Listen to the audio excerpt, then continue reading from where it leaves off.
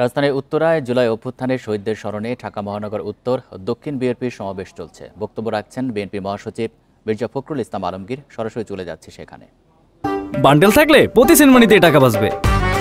বিকাশ send money bundle কিনে জিতুন প্রতি লেনদেনে। সেই স্বাধীনতার যুদ্ধের ঘোষণা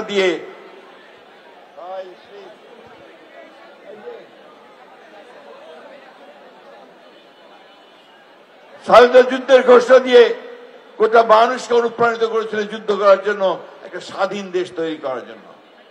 আজকে খুব কষ্ট হয়, আমার অনেক বয়স হয়েছে, বহুবার আপনাদের এখানে এসেছি, আমি এখানেই থাকতাম, আপনারা সবাই জানেন। খুব কষ্ট হয় যখন দেখি যে আমাদের এই ছেলেদের এত আত্মত্যাগ, আমাদের এই মানুষের এত আত্মত্যাগ, আমাদের মেহনতি মানুষের এই আত্মত্যাগ, তার বিনিময়ে দেশে একটা অস্থিরতা দেখতে পাই, তখন কষ্ট হয়। আমরা তো সবাই চেয়েছিলাম, চাই, এখনো চাই, এই মুহূর্তে চাই যে আমরা একটা সবাই মিলে একটা চমৎকার সুন্দর বাংলাদেশ গড়ে তুলব। বন্ধুগণ, সেই লক্ষ্যে আমাদের সবাইকে কাজ করতে হবে। আর সেই জন্যই বলছি যে শুধু হাততালি দিলে আর পোস্টার নিয়ে ঘুরলে আর ভাইয়ের নামে স্লোগান দিলে কিন্তু কাজ হবে না। ভালো করে চারদিকে তাকিয়ে দেখেন, মানুষেরা কি কথা বলছে তার দিকে তাকান, মানুষেরা কি চায় সেটা বোঝার চেষ্টা করেন। অন্য কিছু করতে যাবেন, মানুষের তো বোকা না। আমরা অনেক ত্যাগ স্বীকার করেছি, এখন আমাদেরকে নতুন বাংলাদেশ তৈরি করতে হবে। মুগ্ধের বাবার কষ্ট, মুগ্ধের মায়ের কষ্ট, মুগ্ধের ভাইয়ের কষ্ট, আমাদের জাফরের মায়ের কষ্ট, এটাকে আমরা কখনোই তার কোনো প্রতিদান দিতে পারবো না, তাদের ঋণ শোধ করতে পারবো না।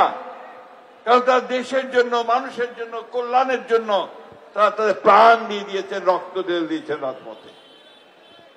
এত সোজা ব্যাপার থেকে এত সোজা। আপনি ইচ্ছা করলে কি বুকের রক্ত দিতে পারবেন? পারবেন না।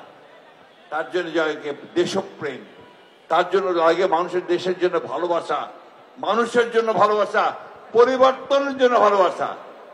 প্রত্যেকবার আওয়ামী লীগ আসবে, অন্যান্য দল আসবে, এসে আমাদেরকে লুট করে নিয়ে যাবে, সেটা আর আমরা হতে দিতে চাই না।